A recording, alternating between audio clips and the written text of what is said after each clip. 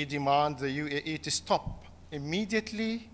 the flow of weapons, ammunition, drones, equipment, military vehicles, and logistical and media support to the rapid support militia and foreign mercenaries. We also told them that we need the Council to prevent the neighboring countries from allowing safe passage and for smuggled weapons, including the militia and the fighters and the mercenaries who come through their territories.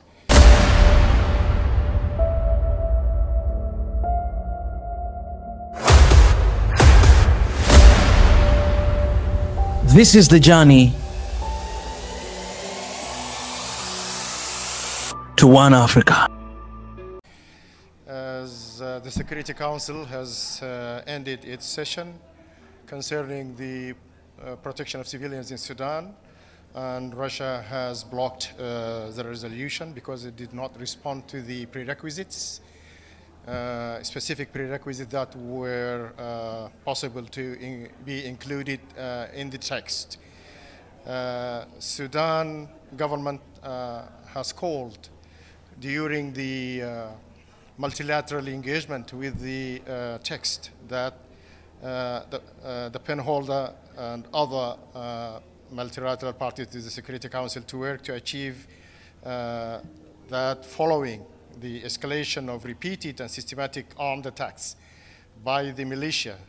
RSF, targeting civilians in cities and villages as a result of the continued support of the UAE, that we demand the UAE to stop immediately the flow of weapons, ammunition, drones, equipment, military vehicles, and logistical and media support to the rapid support militia and foreign mercenaries. We also told them that we need the Council to prevent the neighboring countries from allowing safe passage and for smuggled weapons, including the militia and the fighters and the mercenaries who come through their territories. And there is also a continued support of the UAE and its regional partners. This continuous and sustainable support for the militia in Darfur and across Sudan borders is the sole reason for the continuation of the conflict. Therefore, and to end this conflict, there must be put to this an end to this blatant interference that violates the UN Charter, encroaches on sovereignty and national law, and conflicts with the maintenance of international peace and security. We also need classifying of the militia as a terrorist militia with a specific trend of ethnic supremacist status, because it wages a war of extermination against civilians and torture them for ethnic motives.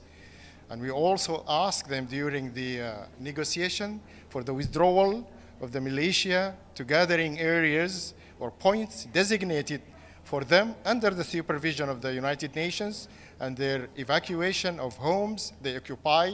to facilitate the return of citizens to their homes in the Triangle capital. Both steps to end the conflict. I think if this has been done, it will end the conflict, because the armed forces did not start the war, but were attacked in their headquarters, which necessitated them to exercise the right of self-defense. Sudan has cooperated and will continue to cooperate with the United Nations Secretary General, with the Security Council, and with the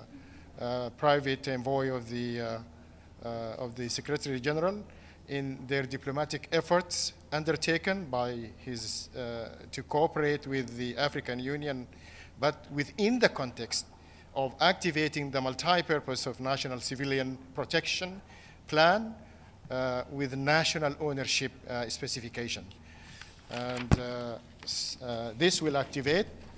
for example, a national mechanism which is to be supported by maybe AU or regional actors for implementing the Jeddah commitments within a joint national regional mechanism that we preferably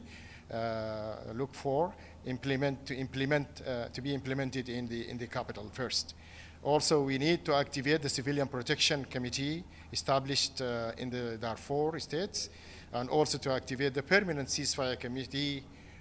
in Darfur as well, raising the capabilities. And we ask them also to help us to raise the capabilities of the National Police in Darfur and to form a mechanism to monitor violations, especially attacks by the militia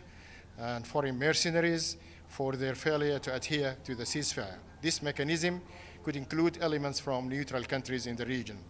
And also, we can adopt a technology to monitor violations of international humanitarian law and attacks on civilians, including observations affiliated with academic centers and other regulators. So we need also safe routes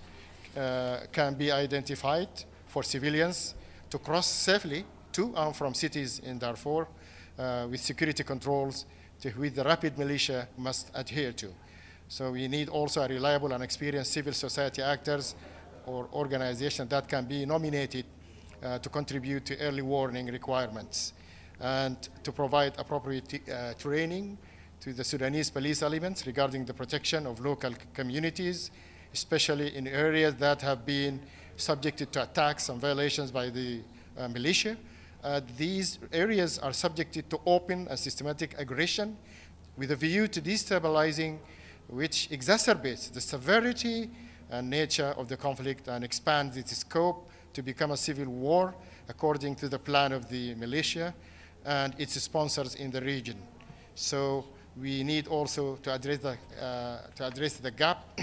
the capacity building gap in relevant national institutions, and provide resources to raise the level of readiness readiness and to respond to the security challenges created by the war of aggression against Sudan, including the protection of civilians. We will also support the reconciliation and civil peace building processes under the supervision of civil and tribal leaders, Sufi orders, religious men, women, and youth aligned to promote civil peace, to ward off hate speech and ethnic tension. And we will demand the international community and the Security Council to classify